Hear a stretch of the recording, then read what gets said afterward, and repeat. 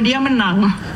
Jadi yang kasihan nanti Kuba, karena sebetulnya Iran nggak bisa dikalahkan, tapi Kuba yang akan jadi bulan-bulanan dari Donald Trump. Jadi kalau kita misalnya merujuk kepada cara berpikir orang Amerika ini, kita harus paham mereka itu ya begitu gitu loh. Kalau misalnya mau sedikit berubah ya harus misalnya dari PBB atau dari suasana dunia yang memaksa Amerika Serikat untuk lebih santun dan lebih berperilaku baik. Tapi itu saya kira agak sulit ya, karena kalau Partai Demokrat menang juga dia akan berpikir sama. Jadi hegemoni itu dipertahankan karena mereka merasa mereka punya misi di dunia dan hanya Amerika yang bisa melakukan itu. Yang disebut America is God's gift to humanity. Bayangin aja. Kalau orang berpikir demikian, bagaimana ada aturan-aturannya ya dibuat seenak sendiri agar hegemoni itu bertahan. Oke, Bu Susi. Lalu Donald Trump juga sempat menyatakan bahwa peran melawan Iran ini adalah perang kecil begitu. Apa ini maksud perang kecil ini? Dia sengaja melakukan propaganda kok. Itu propaganda Donald Trump yang bilang semua swift boat atau kapal-kapal boat kecil yang digunakan oleh Iran itu tanda bahwa Navy mereka sudah rusak dan sebagainya. Walaupun memang benar Iran mengalami kerugian besar, tetapi dia memang menggunakan strategi war of attrition. Jadi semakin lama dia bikin putus asa dari Amerika Serikat, makin senang Iran ya, karena itu dipancing ke arah itu. Dan ancamannya adalah kalau kamu menyerang kami akan buat ini sebagai regional war. Jadi nggak banyak alternatifnya. Sekarang untung Pakistan mendorong untuk menghentikan Project Freedom ya, untuk jeda sedikit sehingga bisa terjadi deeskalasi. Apakah ini akan berhasil? Kita lihat moodnya Donald Trump itu yang nggak bisa ditebak sebetulnya.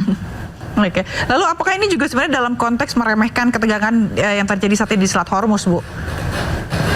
Ya pokoknya apapun tujuannya adalah menunjukkan bahwa saya menang dan saya punya inisiatif baru yang kelihatan saya sebagai bully dan melakukan bullying itu secara nyata. Gitu. Sekalipun dia tahu bahwa dia nggak akan mungkin bisa menang dalam war of attrition.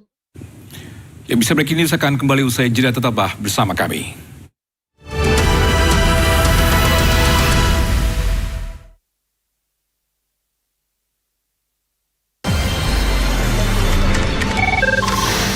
Sumber dari berbagai sumber berita aktual.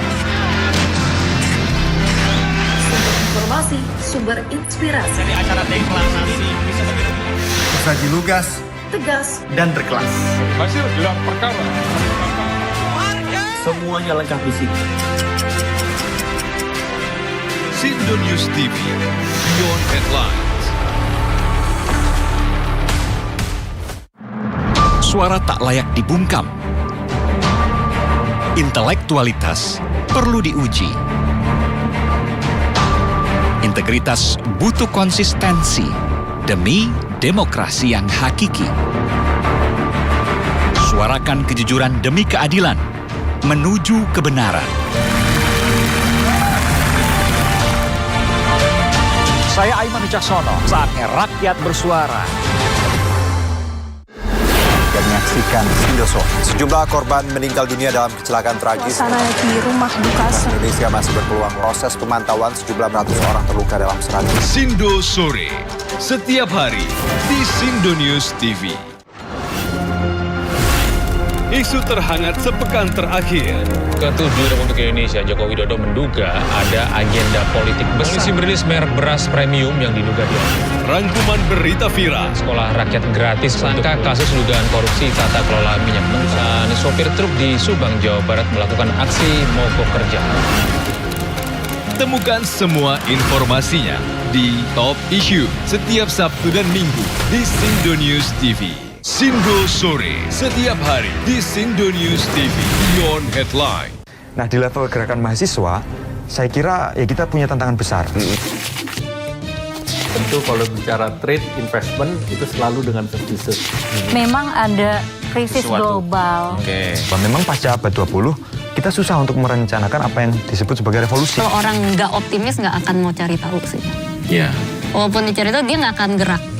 bersama narasumber yang kredibel. To the point aja. Jumat pukul 9:30 malam di Sindo News TV.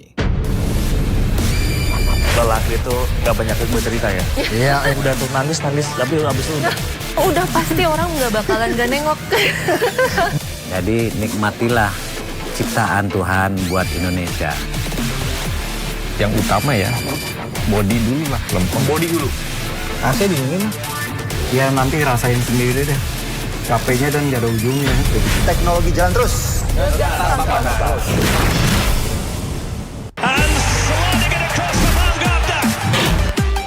Bundesliga, di Rottenbulen siap bungkam pertahanan skuad The Kiss-Kicker.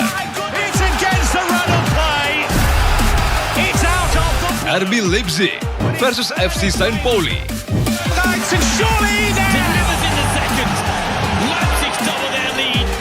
Sabtu 9 Mei, pukul 8:30 malam, live di Sindo News. Sindo Malam, setiap hari di Sindo News TV, Beyond Headline. Ya, kembali bersama kami di Breaking News. Pemirsa, sebuah rekaman dari dalam ambulans menunjukkan serangan keji Zionis Israel yang membuat ambulans tersebut porak-poranda. 2 petugas dilaporkan terluka atas serangan ini.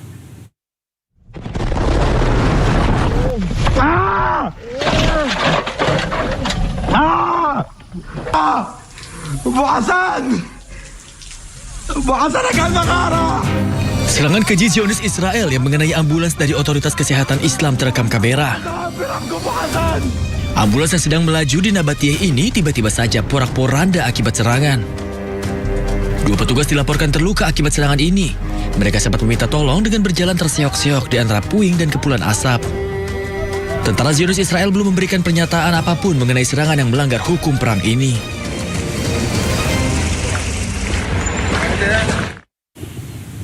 Ya, sementara itu sebuah drone peledak milik Hizbullah kembali menyerang Israel. 1 tentara Israel dilaporkan mengalami luka serius.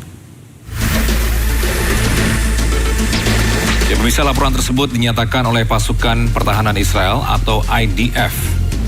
1 tentaranya mengalami luka serius akibat drone peledak Hizbullah. Sejumlah tentara lain dilaporkan alami luka ringan. Insiden terjadi di tengah meningkatnya ketegangan Lebanon Israel.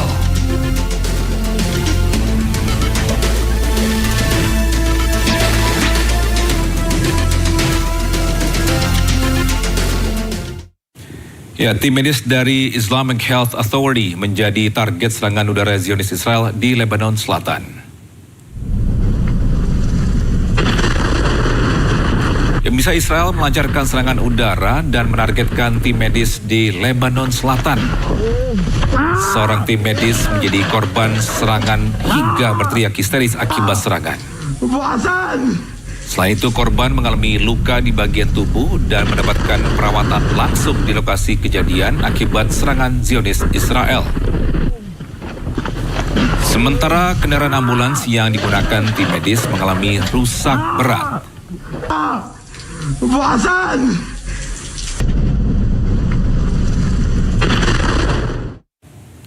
Bisa agresi militer Zionis Israel kembali menghantam beberapa wilayah di Lebanon melalui serangan udara.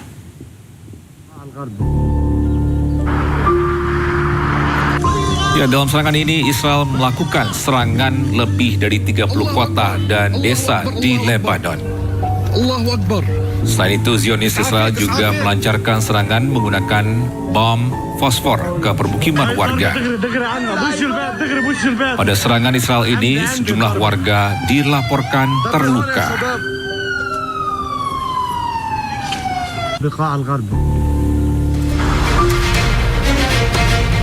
Ya, pemirsa, terlihat asap pekat membumbung tinggi usai pesawat Israel melancarkan serangan udara ke wilayah Nabatiyeh, Lebanon Selatan.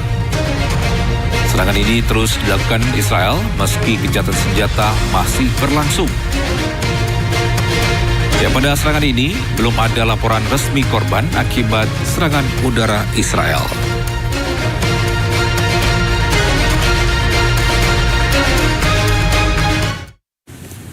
Ya, sementara itu Israel melancarkan serangan udara yang menghantam permukiman di kota Ansariyeh, Lebanon Selatan.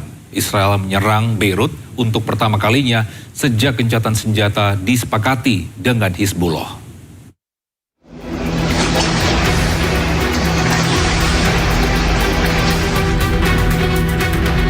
Israel melancarkan serangan udara yang menghantam sebuah bangunan permukiman di kota Ansariyeh, Lebanon Selatan.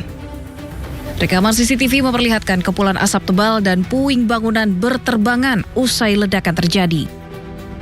Menurut media setempat, pesawat tempur Israel melancarkan 2 serangan udara di Ansariyeh.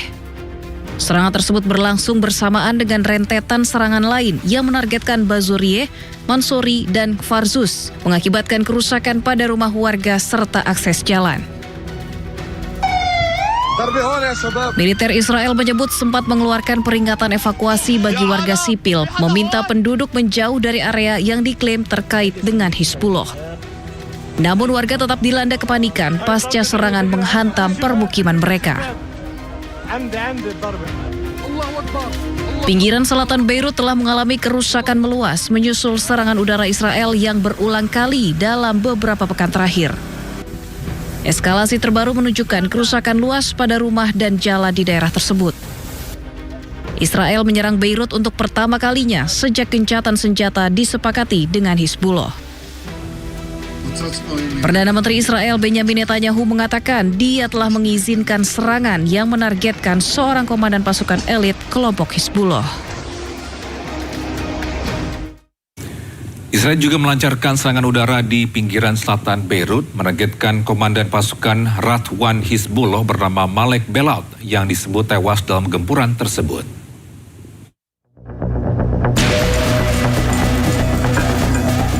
Pasukan Israel membombardir wilayah pinggiran selatan Beirut pada Rabu. Serangan ini diklaim menargetkan komandan dari kesatuan elit pasukan Radwan milik Hizbullah. Insiden ini menandai gempuran pertama di kawasan ibu kota sejak gencatan senjata berlaku pada pertengahan April. Perdana Menteri Israel Benjamin Netanyahu bersama Menteri Pertahanan Israel Katz mengeluarkan pernyataan resmi terkait operasi militer tersebut. Mereka mengonfirmasi telah menginstruksikan tentaranya melancarkan serangan. Operasi ini menewaskan komandan operasi pasukan Radwan bernama Malek Belaut. Gempuran ini menghantam sebuah apartemen di Gobeiri, tempat para petinggi kelompok tersebut sedang menggelar pertemuan. Pihak Hizbullah sejauh ini belum memberikan pernyataan resmi mengenai klaim militer Israel.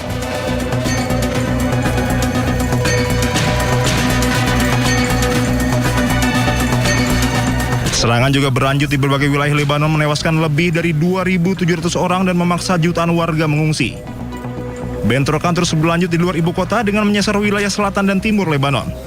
Serangan terbaru Israel di kawasan tersebut setidaknya menewaskan 11 warga termasuk perempuan dan anak-anak. Kementerian Kesehatan Lebanon mencatat lebih dari 2.700 orang telah terbunuh akibat rentetan serangan Israel. Lebih dari 1 juta warga juga terpaksa mengungsi mencari tempat aman, sementara puluhan fasilitas kesehatan hancur lebur. Israel kini masih mempertahankan keberadaan tentaranya di wilayah selatan Sungai Litani untuk mengamankan kawasan utara mereka. Mereka turut mendesak penduduk di belasan desa setempat untuk segera mengungsi. Pertempuran juga membawa kerugian bagi pasukan pertahanan Israel.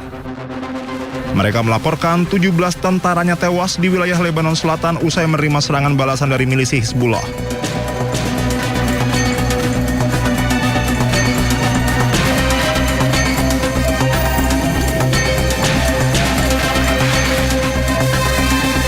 Negosiasi perdamaian antara kedua negara masih mandek di diskusi tingkat duta besar yang difasilitasi Amerika Serikat. Perdana Menteri Lebanon Nawaf Salam menegaskan saat ini bukan momen yang tepat bagi pemerintahannya untuk menggelar dialog tingkat tinggi dengan Israel. Di tengah situasi yang memanas, Presiden Amerika Serikat Donald Trump masih optimis dapat menyelesaikan konflik. Ia meyakini masih ada peluang besar bagi kedua negara merumuskan kesepakatan damai pada tahun ini.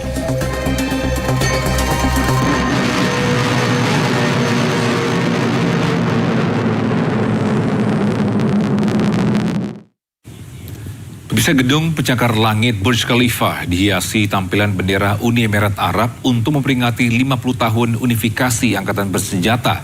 Peringatan digelar di tengah meningkatnya tensi Timur Tengah.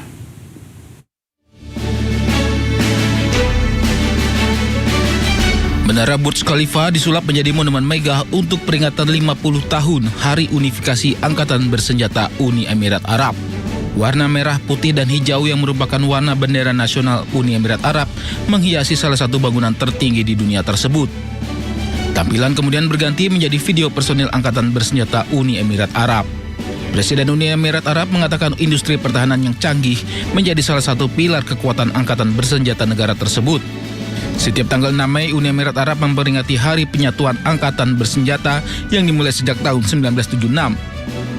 Momen tersebut menjadi sebuah tonggak penting dalam proses pembangunan negara setelah negara tersebut terbentuk sebagai negara federasi pada tahun 1971. Peringatan tahun ini terasa spesial karena memasuki tahun ke-50.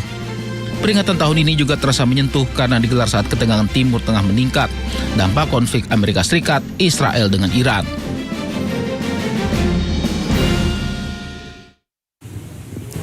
Bisa Breaking News akan kembali saat lagi, tetaplah bersama kami.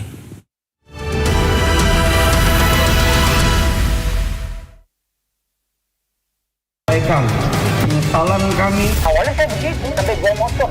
Mereka cukup aktif merekrut lebih banyak orang-orang Indonesia. Mengedepankan objektivitas dan juga fakta yang ilmiah. Pada umumnya mereka nggak tahu tenaga mereka digunakan. Membahas setiap cerita dari banyak sudut pandang. Ketiga terdakwa juga dipecat. Penjara seumur hidup.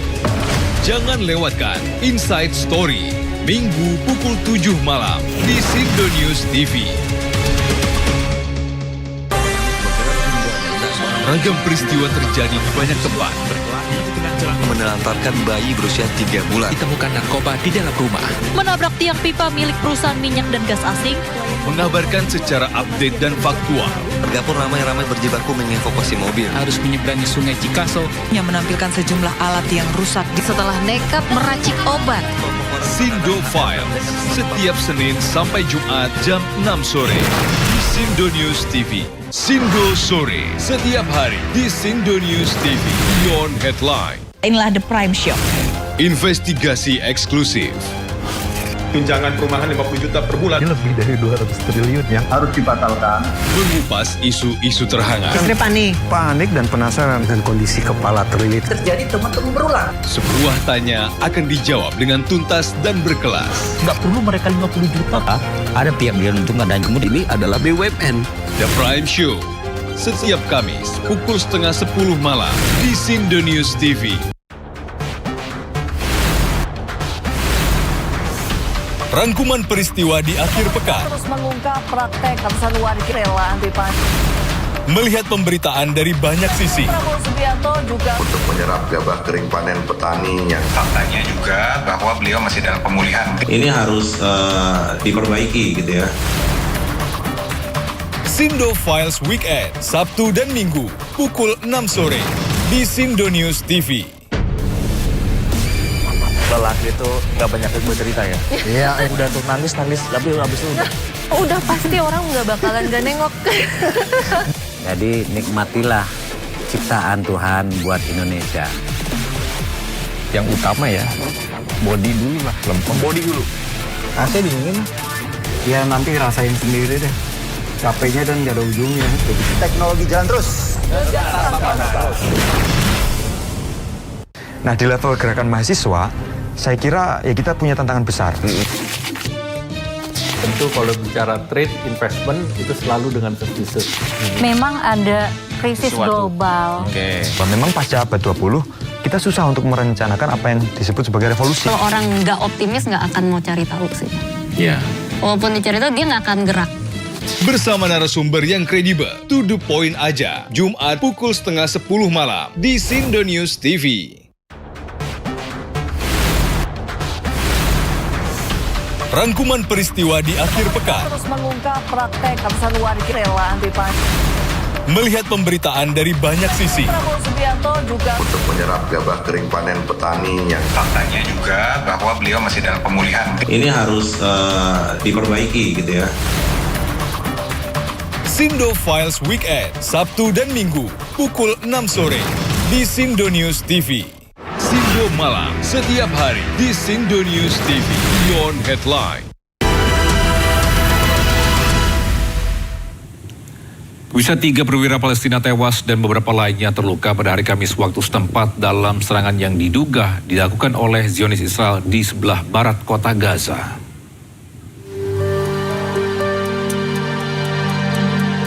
Inilah rekaman video menunjukkan ambulans bergegas menuju rumah sakit Al-Shifa, sementara para medis merawat korban serangan.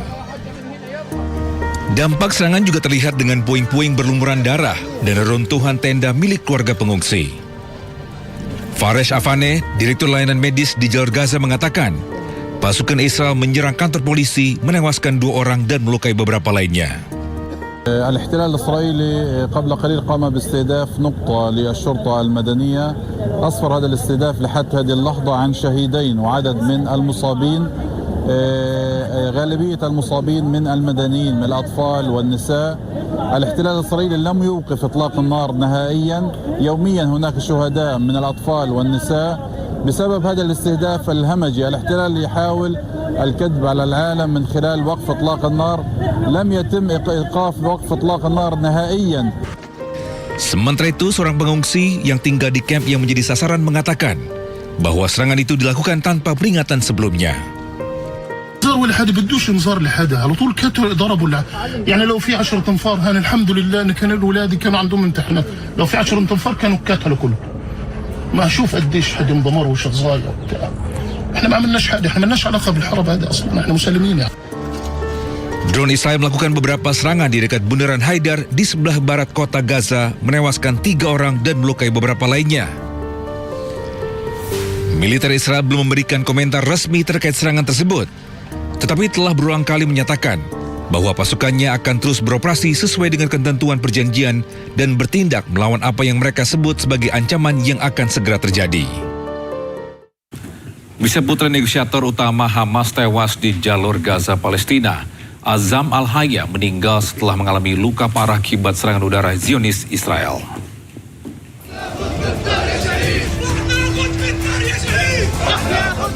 Putra negosiator utama Hamas, Azam Al-Haya, tewas setelah mengalami luka parah akibat serangan Israel di jalur Gaza, Palestina. Ratusan pelayat mengiringi jenazah Azam Al-Haya untuk dimakamkan. Azam menjadi putra keempat Khalil Al-Haya yang tewas dalam serangan Israel. Sebelumnya, 3 anak Al-Haya lainnya juga tewas dalam operasi militer Israel pada 2008, 2014, dan serangan di Doha, Qatar tahun lalu.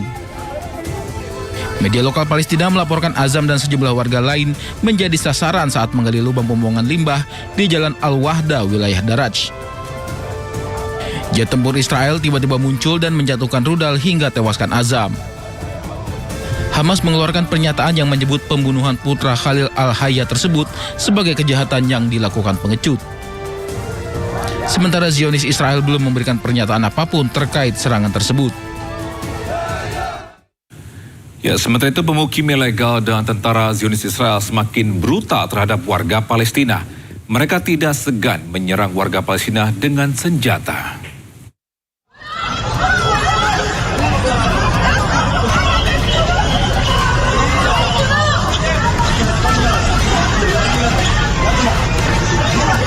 Seorang pemukim ilegal Zionis Israel bersenjata pentungan menyerang 2 wanita Palestina di Yerusalem.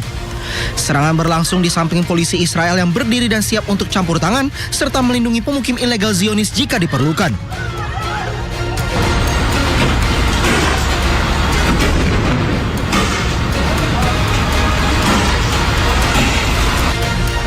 Sementara itu, pasukan pendudukan Zionis Israel menembakkan gas air mata ke arah warga Palestina. Aksi berlangsung selama penggerebekan di kamp pengungsi Kalandia di utara Yerusalem.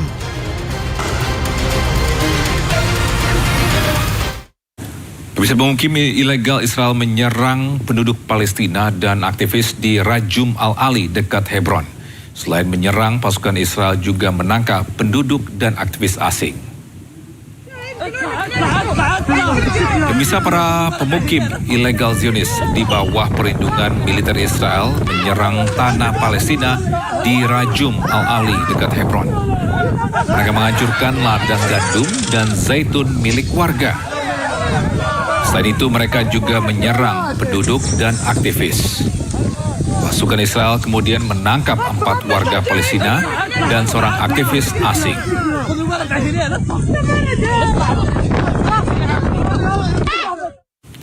Bisa pasukan pendudukan Zionis Israel serang penduduk Palestina di Yerusalem. Ya, terlihat sejumlah pasukan Zionis Israel menyerang penduduk Palestina menggunakan gas air mata. Dan serangan ini dilakukan di kamp pengungsian Kaladia di utara Yerusalem. Selain itu, sejumlah warga dan anak muda Palestina melakukan perlawanan dengan melempar batu ke arah pasukan Zionis Israel.